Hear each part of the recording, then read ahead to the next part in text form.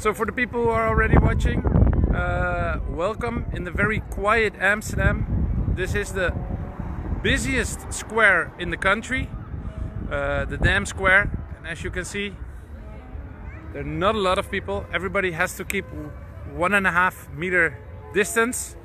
So yeah, big crowds, no tours anymore. That's why we give the tour now on video.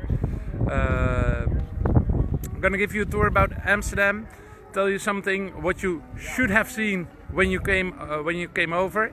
We're gonna walk into the red light district, to the Grachtengordel. That's really the name, canal area. Yeah, just show you around, give you some information about Amsterdam and how the situation is now here in the city. It's really quiet, everybody's staying at home. This is also quite touristy here in the city center. There's none of them now, so that makes it pretty quiet, but also the Dutch people themselves who come for a day to Amsterdam, they're not here as well. So yeah, I think it will be a quiet tour. I think so quiet we can do a part of it on the bicycle as well. That's why I'm not alone, I'm here with Paul. Hi, welcome. I'm an original Amsterdammer. And that's a rare species these days. So if everybody's checked in, then let's get started. Sure. Yeah. Well, can you tell me something about the square here? Yeah, so now we are at the middle of the Amsterdam, the center of the center. So you have to imagine there was the Amstel River connecting the countryside with the sea, and they built a dam in the Amstel River, and so we are now at the center of the center because Amsterdam was facing the sea directly.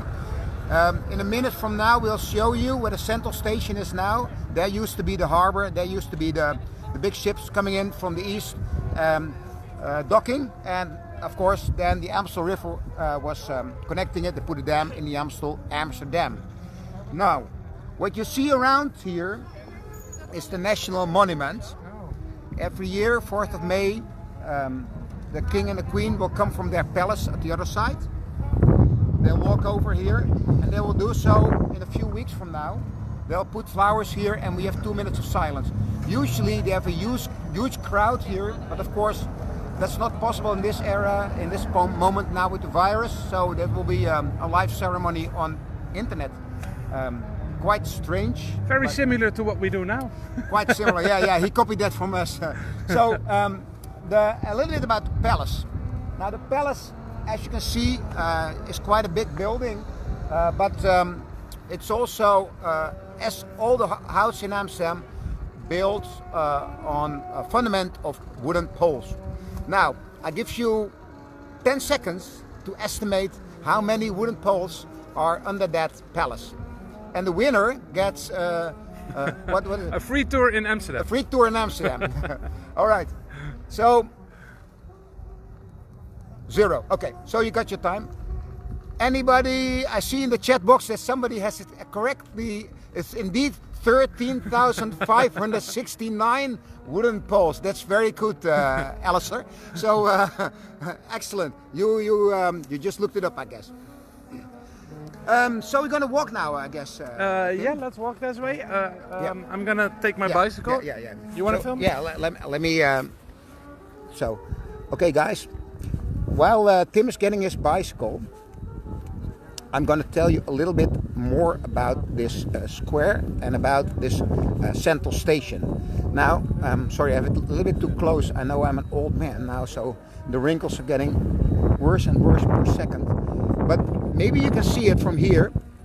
The central station over there, you see, looks quite similar as the Rijksmuseum because it's the same architect, Mr. Kuipers. And on the left-hand side, you see our stock exchange. Now, stock is a Dutch word. It's actually a stick. Used to be a measuring stick to measure grains and stuff. But now it's actually the international word for the stock exchange all around the globe. Because you have to know that the first share was issued right here in Amsterdam to finance the big ships sailing to the east. All right. So now a little bit about these you see the names here. The names are from around 30 people. They were shot from the balcony over there, above the Rabobank. Now what happened? It was the 7th of May, and actually we were celebrating that we were liberated by the Allied forces. Unfortunately, there were some Germans left in town, and they just opened gunfire on the crowd. And around 30 people died on this very spot. Their names are still here. Okay. Now, yeah, okay. So, about the palace.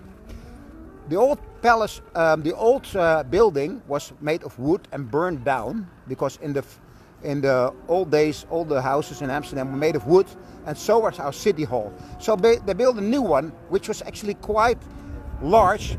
In that area, it was the biggest non-religious building of the whole world, and they really like to show off. So they stole all kinds of little architectural stuff from all over the world. So for instance, you see that triangle, that Roman triangle, and all kinds of mythologic figures. None of them are accurate, but they put all kinds of stuff on it to really show off. And they really like to show off, for instance, by putting a wind vane on top. The wind vane is in the shape of a ship. Wherever the wind is coming from, wherever that wind vane is pointing to, we are all over the place. They really like to show the people that we are on top of the world, and we are all over the place with our huge fleet. And when you walk on the city hall on the ground floor, you actually walk on the maps of the planet. So they wanted the people of Amsterdam to give the feeling that we, okay, let me put it politely, we fucking own the place. Sorry about that.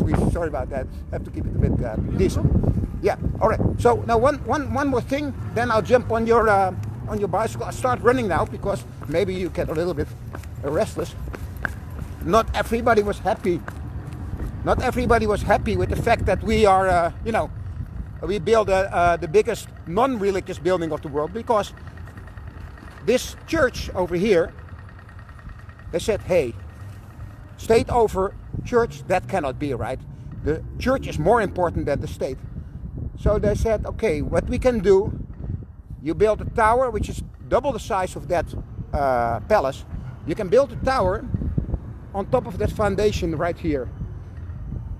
But not now, because we ran out of budget. So you can do so, but in 20 years from now. So in 20 years from now, you can build that tower on top of the foundation. 20 years later, the British fleet started kicking our ass big time, and it was the end of our golden century. Tower never came, so this is the sad remainings of the foundation. They already filled up the windows with bricks. The tower never came.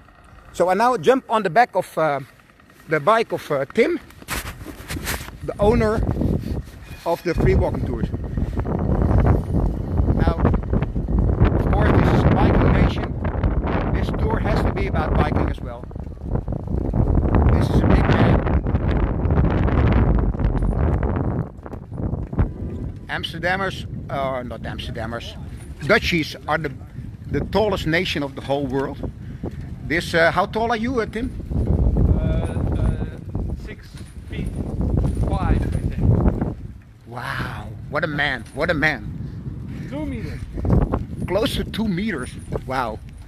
It's a giant. I feel really safe now. Actually, I'm a runner, you know. I always bluff, but if things get ugly, then I can always run for giants like Tim. All right. Okay. So Tim, take it away.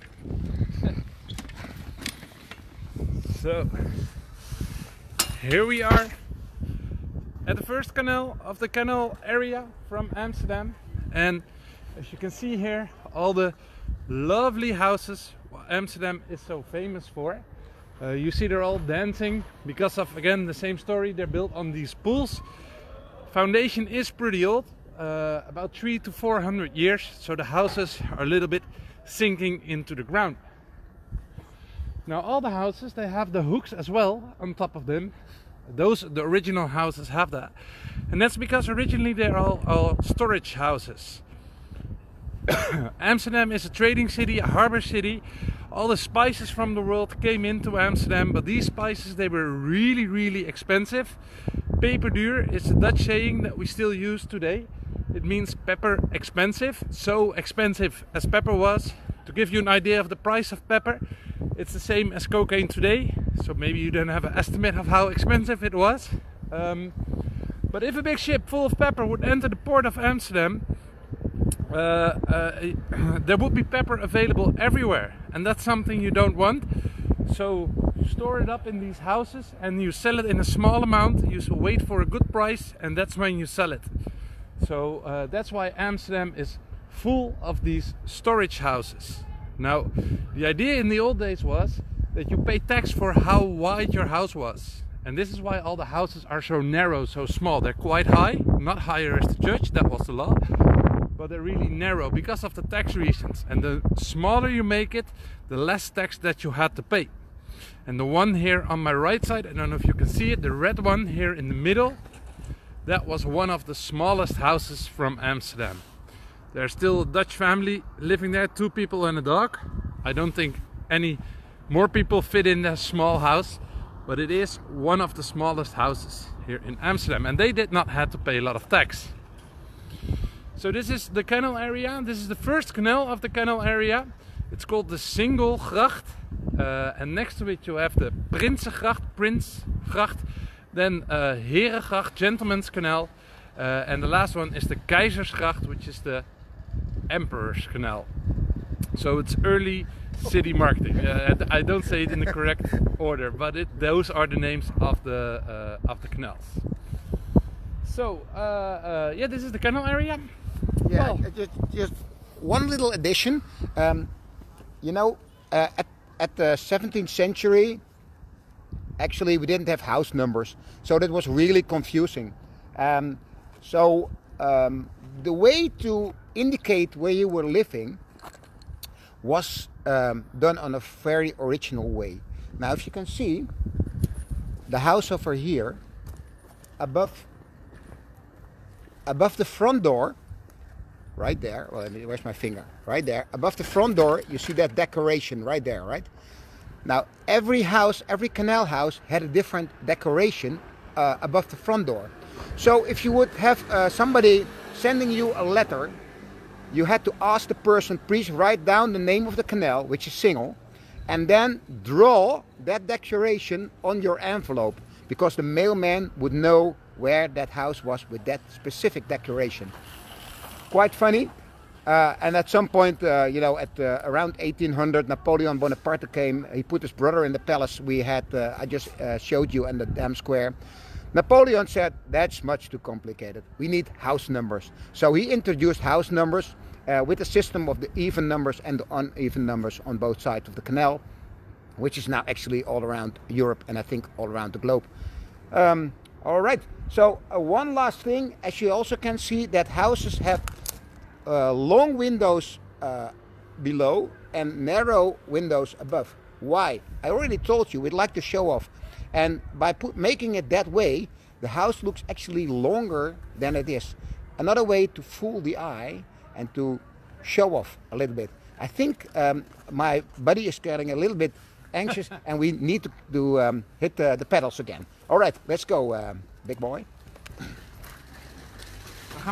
Yeah, we have to go to. We're going to the red lights, right? Let's do that. All right. All right. So you climb the bridge. I'll jump on the other side.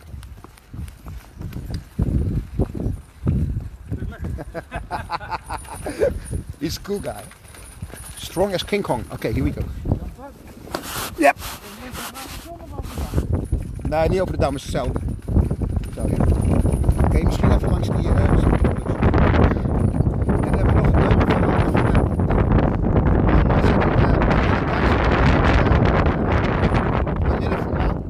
There's a little red light area. And that little red light area is quite funny because mainly all the ladies work there. as you know, old people are very vulnerable to it.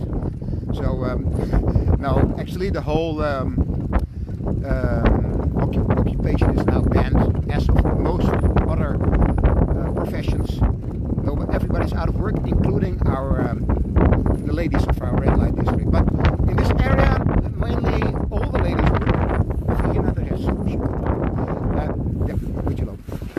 So all the ladies, for those who are into, yeah, so there's something for everybody. Let's put it like that. And the oldest couple just quit it at age. There were two twin sisters, and they quit it at age 72.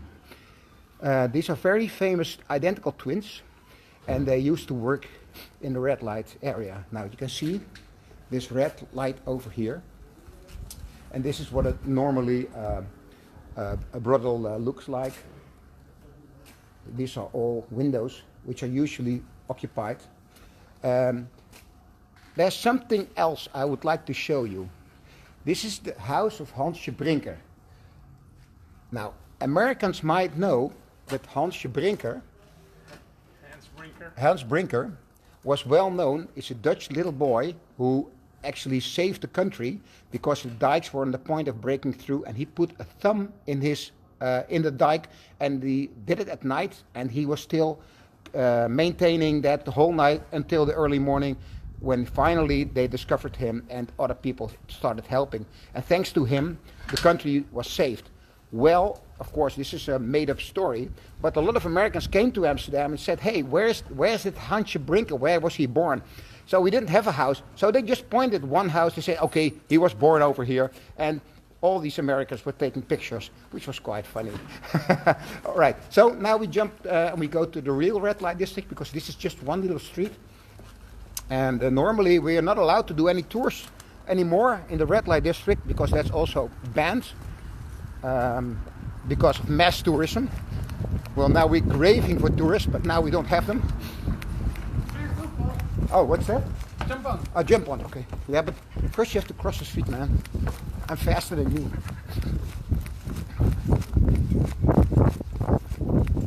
Where are we going?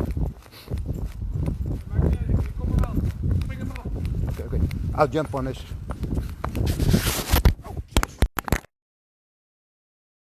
I dropped you. Are we still alive? Jesus Christ. Ik moet om die kleurkast hier en daar.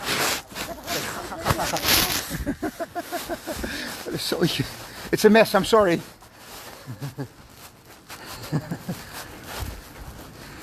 Okay, what we have here? We have Daniela. Hi Daniela.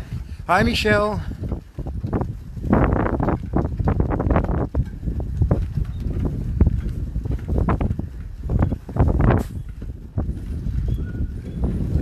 How are things in Florida?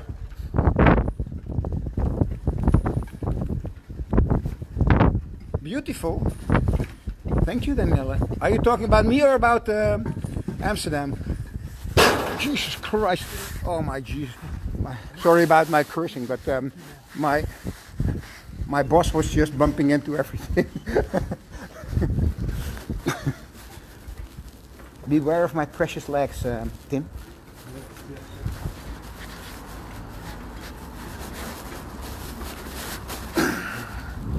All right, you see the central station, and this is the stock exchange.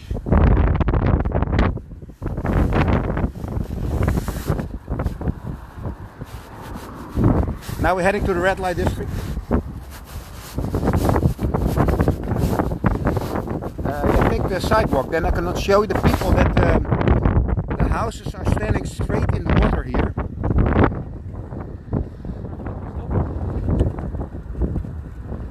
They sometimes call this the Venice of the North, which I think is too much credit. For Venice? For Venice. Okay, take it away. Yeah, here you can see the houses, the storage houses again, and they are original. They are with the back of them in the water. So you could carry the big ships. They would enter to the port of Amsterdam, and the goods were taken from the boats into smaller boats, and these smaller boats, they would bring it to the houses. So you see the hooks again, and they would carry it from the boat into the houses and then sell it on the other side on the street. Yeah, you see that flag there with the heart on it?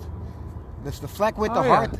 It's all around Amsterdam, and people from all around the world are encouraged to put a heart up because to show the respect for all the people of healthcare,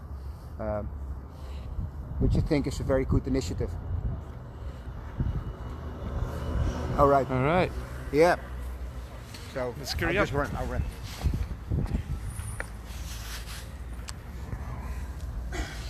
All right, we're gonna follow Paul. Yeah.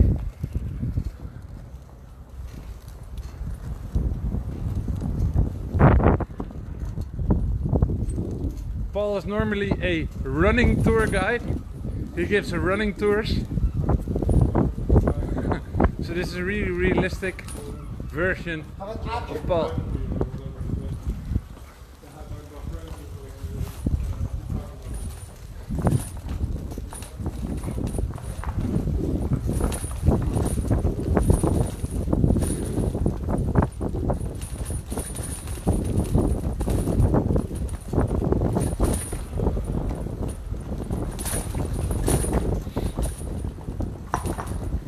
That's pretty good, Paul.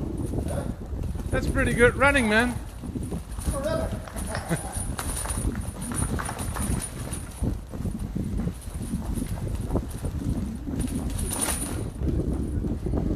So again, normally this is a super busy street. You're not able to bike here, but because of the virus, it's so quiet.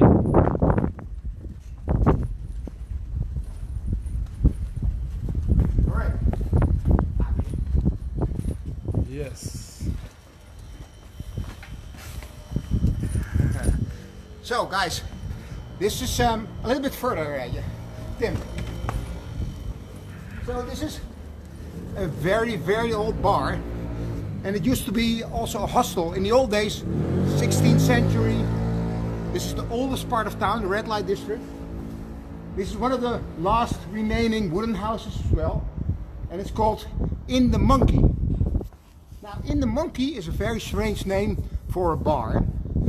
The situation is like this. We have a saying in Dutch, you stayed in the monkey. Now, you stayed in this bar. This was also used as a hostel, so you stayed here. But it means in Amsterdam, in Dutch, it means something which you thought was going well, ended up really badly for you. Now what happened? People came to Amsterdam from all over the world. They came with the boats from the Far East, and you know, they didn't see a lady for 9 months, so they all went to the bars and to the ladies. So they put their stuff here at the hostel, and they went drinking, and they went to the ladies and partying. 3 days later, they had to settle the bill for the bar for the hostel, but they ran out of money. Now this guy, this bar owner, was known because he was also taking monkeys as a payment. Because he said, okay, monkeys are fun creatures, you know, and on board of those tall ships, they had monkeys who were climbing in the mast. So they had kind of fun on the boats, and they just gave a monkey to the bar owner. Now you think, okay, that's a good deal, you know. They settled the bill, everybody's happy, he has his monkey. But a few days later, or no, the same day, when they walked away from here, they were itching like that. Because these monkeys, they had fleas. They had fleas all over the place. So when you went here, you were all over, there were fleas all over your body. And they said, oh, you stayed in the monkey. That's how they knew they were here. A long story. That's true. Yeah. It's a true story. It's a true story. Okay.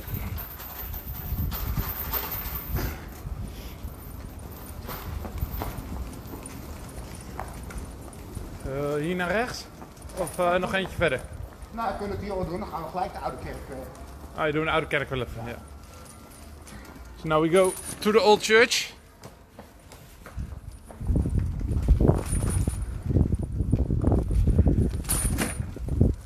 In quiet Amsterdam.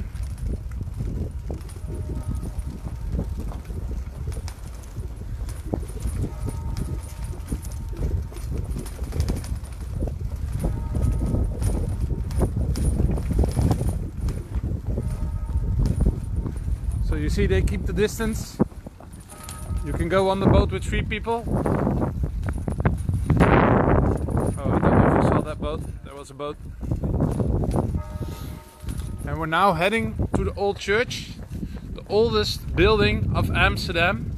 There's always has been a church on this here in the city. And let me stop on this side for now, because there's a lot at one spot in at here. So here you see the church, and just on the opposite side you see the curtains with the red windows, so ladies are working here as well.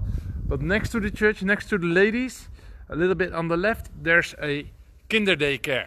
So you have everything in one spot.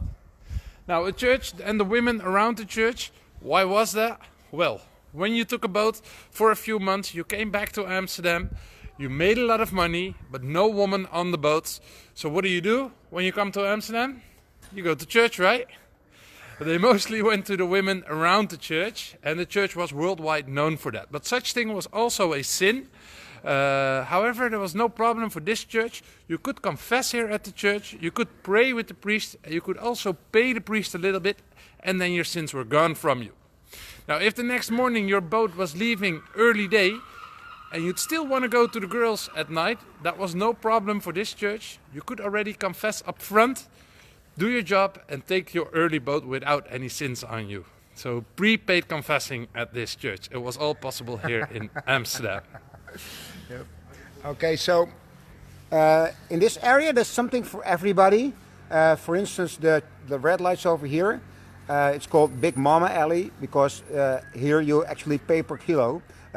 Let's put it like that. Ladies are a bit bigger. So we talked before about the grannies. We also have a transgender section and an elite alley where the prices are a bit higher for the rent and the ladies are quite pretty. We're gonna skip the 5D. We're gonna skip the 5D cinema. Yeah, do maar. Yeah, all right. Yeah, all right. So yeah, okay. So what are we going next?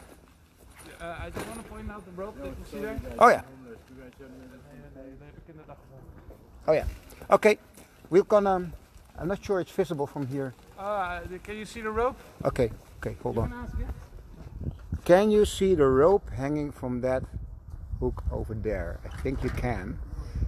Now you might think that somebody hung himself, but that's not the case. Why don't you disclose the secret? No. I enlarged it a bit. Again? I don't know which house it is. There you see the rope, and that's the way people move their stuff today. But in the old days, the bags of spices were pulled up to the houses to the top floor to store the goods in the top floor. So you would put the goods, which are really expensive, in the top floor. You live in the middle, and you have the shop below. That's the original way how a lot of canal houses used to work. Now, again, you see the decoration on both windows. You see? Oh yeah, the decorations so the mailman can recognize the house. Yeah. But the ropes are still being used these days. Now they're mostly used for furniture. The stairs in the houses are really small and narrow and steep as well. So carrying big stuff over the stairs is not very pleasant. And that's why people still use the ropes for the big stuff. Once I had to bring up a washing machine to the top floor, but a washing machine is really heavy. Too heavy to pull with your hands, but that's not a big problem. You can also use a car, make a knot to the car, and then you drive the car in the street, and the washing machine goes up automatically with a rope on the outside. So that's why the ropes are being used for. Let's go to the ouderzijds Achterburgwal. Yeah. So we use a lot of. He said Achterburgwal. We use a lot of. So this is a gracht. Gracht is canal. Gracht. And when you say darling, we say schatje. Are you coming, schatje? It's supposed to get you in the mood, but I think it's not, right? Are you getting in the mood, Tim? Yes. Oh, he's getting in the mood.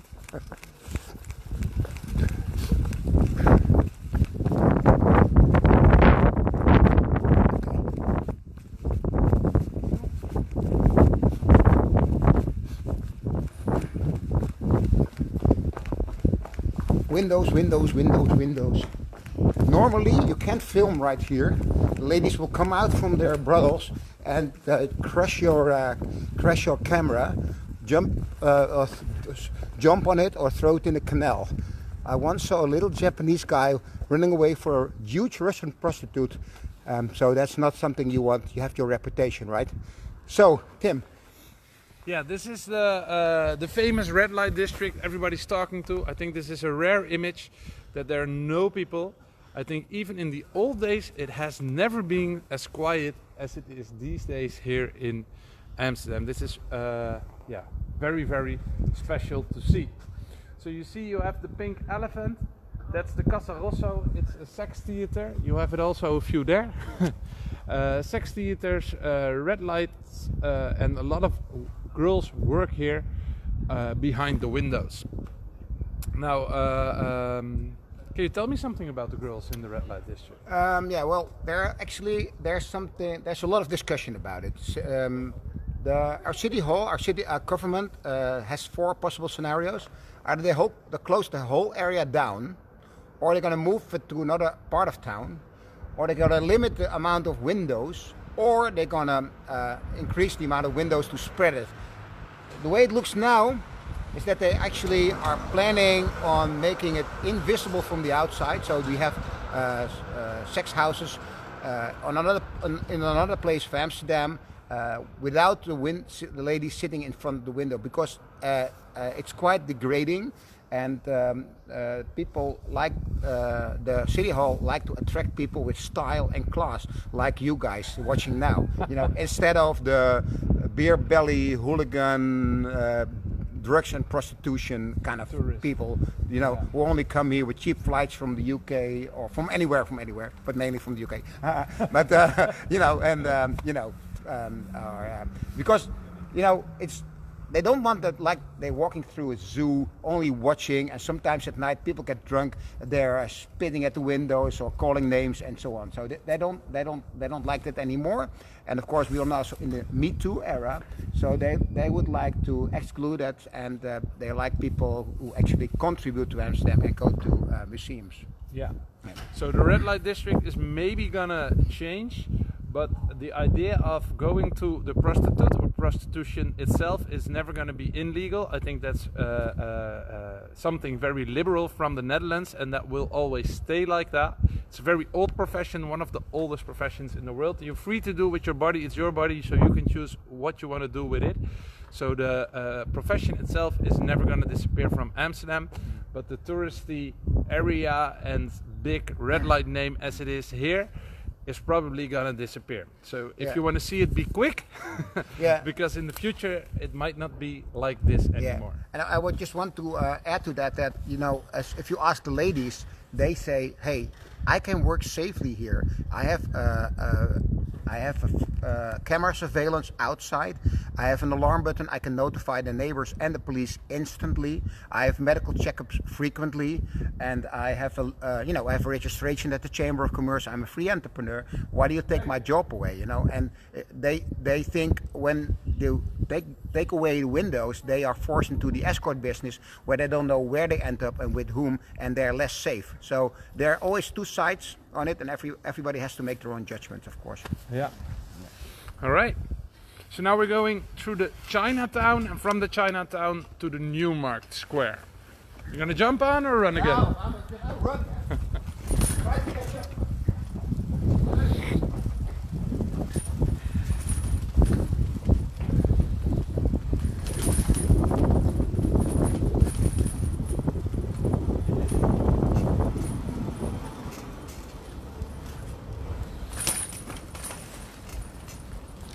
So as you can see, this is Chinatown. It's actually the 2nd biggest Chinatown from Europe. The biggest one is in London, but the second one is here in Amsterdam. And I can tell you a beautiful story how the ancient sailors went to China and they took the culture from China into Amsterdam. But that's actually not true. It's here because of the it's here because of the opium because of the opium period in the 70s. A lot of drugs was traded here, a lot of Chinese came here, cheap hotels and a lot of drugs, and that made it the Chinatown. Now that's all away now, but now it's a normal area, but still very good Chinese food. So if you're here in Amsterdam, go to the Chinatown neighborhood to get some very, very good food.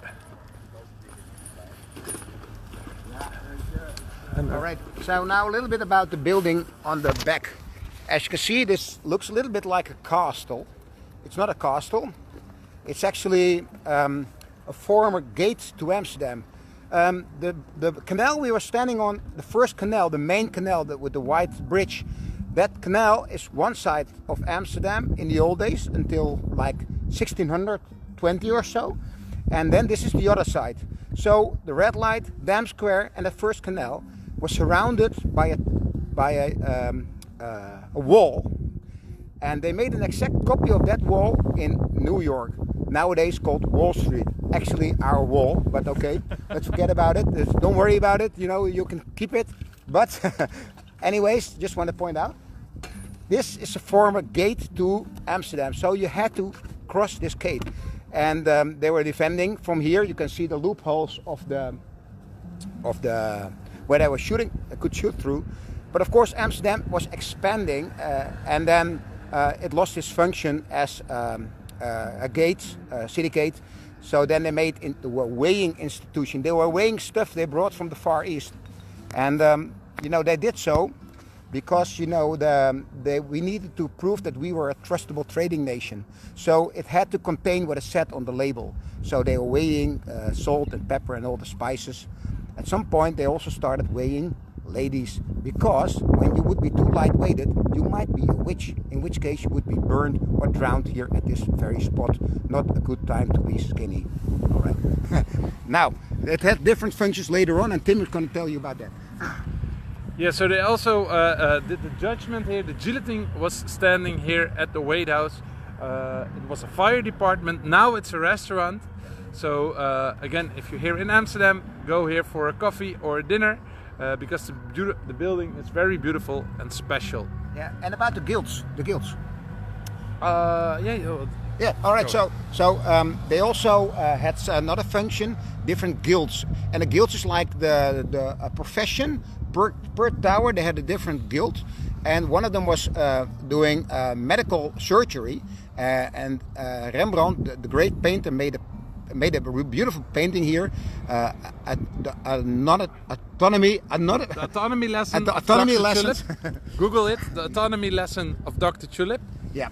So people were asked to, you know, if they would attend the painting, they could attend the great master doing the painting, and as days went by, they were paying less because the smell was awful. So in the 5th or the 7th day, you know, the smell was so awful that you could just sit there and just pay a little dime. That was good enough for them because it was terrible. So now, not such a nice story, but a very important one to be told, is that when you look behind me, you see old Amsterdam, the beautiful canal houses from our golden age, 17th, 16th, 17th century. But if you look on this side, you see the beautiful yellow concrete block, and actually the whole street behind it is quite new. How come we have that beautiful concrete in old Amsterdam? It's because of the Second World War. That used to be the Jewish area. All the Jews were forced in that area before they were taken to this square, and from here to Dachau and Auschwitz in Germany and Poland. But with that, the whole street became a ghost town. No one was living there anymore. The houses were empty, but the people from Amsterdam, starving and freezing, they plundered all the wood from the houses for their fireplace. So after the war there was nothing more than a pile of bricks and no one owning it. They didn't know what to do with the street, so they bulldozed the whole area away and made the lovely concrete you can admire today. Black page for the history of Amsterdam. Another nice story, but also an important one to be told. Yeah, just gonna give this guy some dimes, but I don't have much actually. Oh, don't you have any dimes anymore? No. So we work in tourism, and there's no tourists anymore.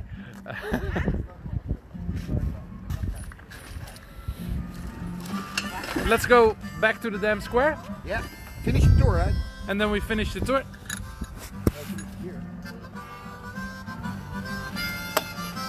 Are you gonna jump on? Yeah, but can you finish it here? You want to go to Dam Square? Go to Dam Square. Do we still have attendees? Kan ik jou nog even? How many people are attending now? Sorry about that, guys. Looking good. Thank you, Justin. Noos. Hi, Danita. I'm not sure how many people we have, but thank you for joining. We go to Dam Square and we have a beautiful goodbye story over there, so don't miss out on that. Here you see the Bekeerde Zuster. It's one of the many beer breweries we have in Amsterdam. So if you come over, if the whole Corona thing is passed by, then please join us for a beer tour. We have a lot of nice little beer breweries and of course the big Heineken experience. But I prefer to go to the little breweries where they have these nice special beers. Coffee shop. Oh, we didn't do a coffee shop story. Oh, I can do it on the fly if you like. Yeah, do it. Okay, so you have, in Amsterdam we have smart shops and coffee shops. Now in a smart shop you can buy, for instance, truffles and all kinds of devices which you can use when you're smoking. And sometimes they sell also space cake.